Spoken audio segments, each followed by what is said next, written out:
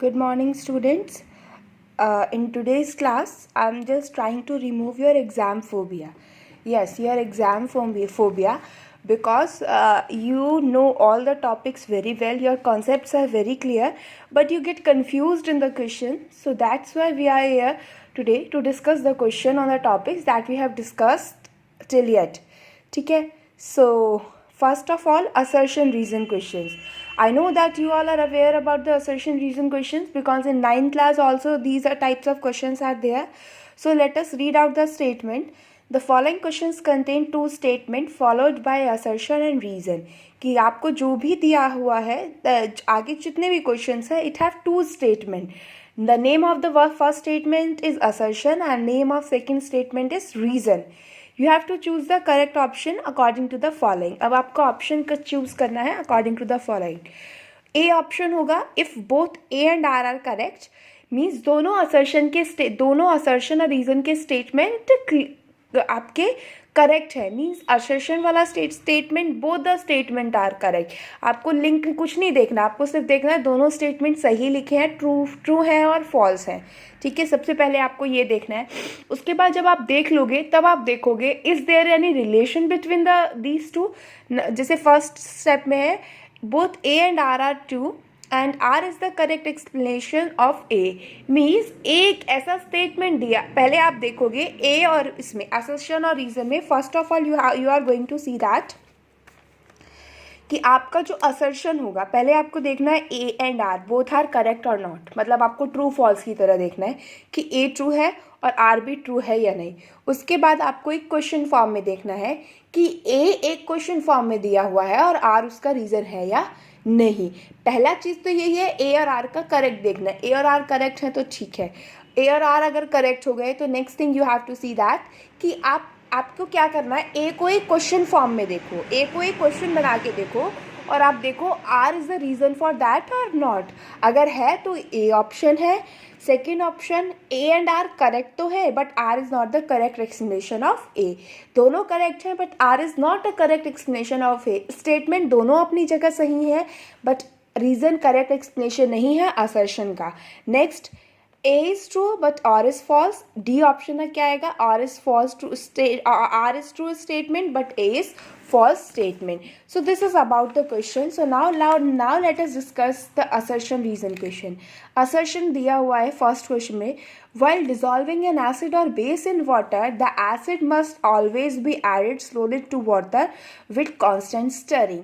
तो आपको दिया हुआ है जब आप सॉल्यूशन करते हो तो you have to add acid to water slowly with constant stirring. तो यही मैंने आपको बताया है, ड्रॉप बाय ड्रॉप ऐड करते हैं bye constant stirring.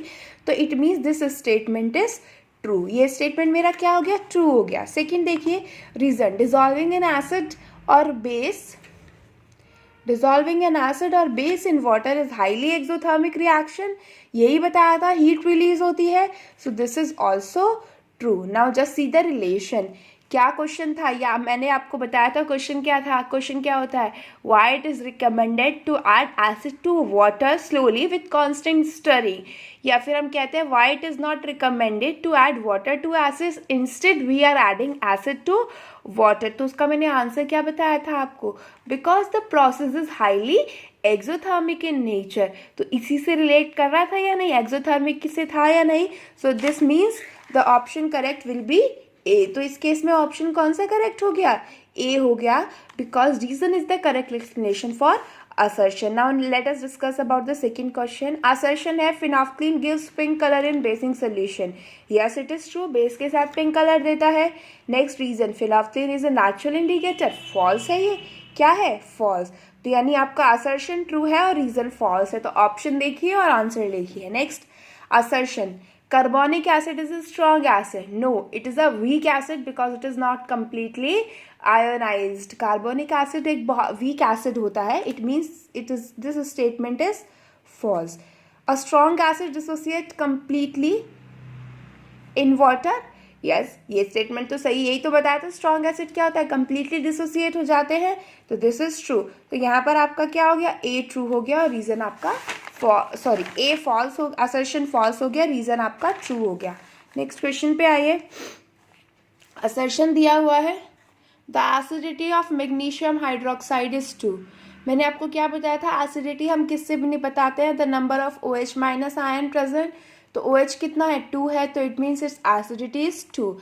Reason, the acidity of a base is equals to the number of hydroxyl ion, यही तो मैंने अभी बोला। It means A and B both are correct and R is the correct explanation for A। तो ये दोनों भी, इसमें भी कौन सा ऑप्शन हो गया, A ऑप्शन हो गया। तो ये आपके हो गए असर्शन रीजन।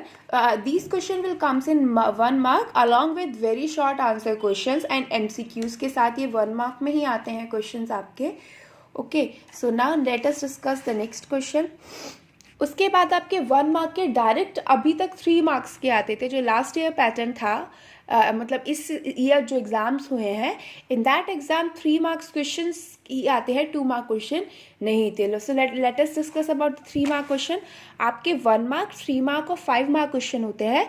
एंड ऐसा कोई क्वेश्चन नहीं है हमारी बुक में जो पूरा का पूरा 5 मार्क का हो। 5 mark question will always comes in parts. तो वो पार्ट आपके 1 मार्क के भी हो सकते हैं, 3 के भी हो सकते हैं, 2 के भी हो सकते हैं। तो ऐसा कोई नहीं है कि हमारे पास कोई ऐसा क्वेश्चन है that will come in 5 mark. हमारे क्वेश्चंस जो आते हैं 5 मार्क के, वो पार्ट्स में आएंगे। Okay, so let us discuss about the questions. You are provided with 90 ml distilled water and 10 ml of concentrated sulfuric acid to prepare dilute sulfuric acid. आपके पास क्या है, आपके पास है आपका 90 ml तो डिस्टिल वाटर है और 10 ml कंसनट्रेटेड सल्फ्यूरिक एसिड है। क्वेश्चंस आप देखिए क्या दिया हुआ है। आप देखिए वाटर ज़्यादा अमाउंट में है, सल्फ्यूरिक एसिड कम अमाउंट में है। Now the question is what is the correct way of preparing dilute sulphuric acid, give reason in support of your answer. आपको पहले बताना है करेक्ट वे क्या है और फिर आपको रीजन देना है in support of your answer. Now can you tell me the correct way of preparing the dilute solution. क्या बताया था, that while diluting an acid it is recommended to add acid to water slowly with constant stirring। तो यही तो है। तो इस question, and let me tell you, ये क्वेश्चन इस साल बोर्ड में आया है। अभी जो एग्जाम्स हुए हैं उसमें ये क्वेश्चन बोर्ड में आया है, 3 मार्क का क्वेश्चन। तो अब आप देखिए कि क्वेश्चन कुछ नहीं है, आपने सारे कॉन्सेप्ट पढ़े हुए हैं, बस उसी कॉन्सेप्ट को थोड़ा सा चेंज कर दिया है, आपको कुछ वैल्यूज़ दे दी। आपसे डायरेक्ट नहीं पूछा why it is recommended to add acid to water slowly with constant stirring. आपसे डायरेक्ट क्वेश्चन ना पूछकर यहाँ पर आपको क्या दिया हुआ है, आपको कुछ वैल्यूज़ दे दी हैं। तो आप बताइए, आप हमें वैल्यूज से क्या करना। We are stick with a concept, we are saying that we are going to add sulphuric acid drop by drop to water with constant stirring. ठीक है, रीज़न वो हाईली एक्सोथर्मिक प्रोसेस होता है distillation, so that's why exothermic process है। So if you will add water to acid then it will cause burn to us. Solution में heat बहुत ज़्यादा release होगी और वो आपको हार्म करेगा। ये रीज़न वही है जो आपको ऑलरेडी लिखवाया हुआ है, तो you will write down yourself. Second part देखिए, how will the concentration of hydronium ion changes on dilution. तो ये आपको कितनी बार बता दिया है that when you are diluting an acid और base the concentration of ion per unit volume decrease. तो ये क्वेश्चन देखिए कितना ईजी है, बहुत ईजी क्वेश्चन है। बेटा इस चैप्टर में से ज़्यादा 4 मार्क्स का आता है, 4 या 5, 3 to 4 मार्क्स का आएगा। 3 मार्क्स में क्वेश्चन आता है। जनरली अभी तक जितने भी पार्ट्स आपके देखे गए हैं उसमें 3 मार्क्स में ऐसे कुछ चॉइस में आता है। जनरली मैंने सर्च किया है, 3 मार्क्स के क्वेश्चन चॉइस में होते हैं। इसमें से बहुत बार चॉइस आती है इस चैप्टर में से क्वेश्चंस में। और जब चॉइस आती है तो एक क्वेश्चन आपका होता है एसिड बेस वाले पार्ट से और एक क्वेश्चन होता है आपका सॉल्ट वाले पार्ट से। ठीक है, तो 3 मार्क्स के क्वेश्चंस बहुत इजी आएंगे। चलिए हम और देखते हैं जो इससे लास्ट ईयर जो बोर्ड के एग्जाम्स में आया था वो क्वेश्चन ये रहा। Sweet tooth decay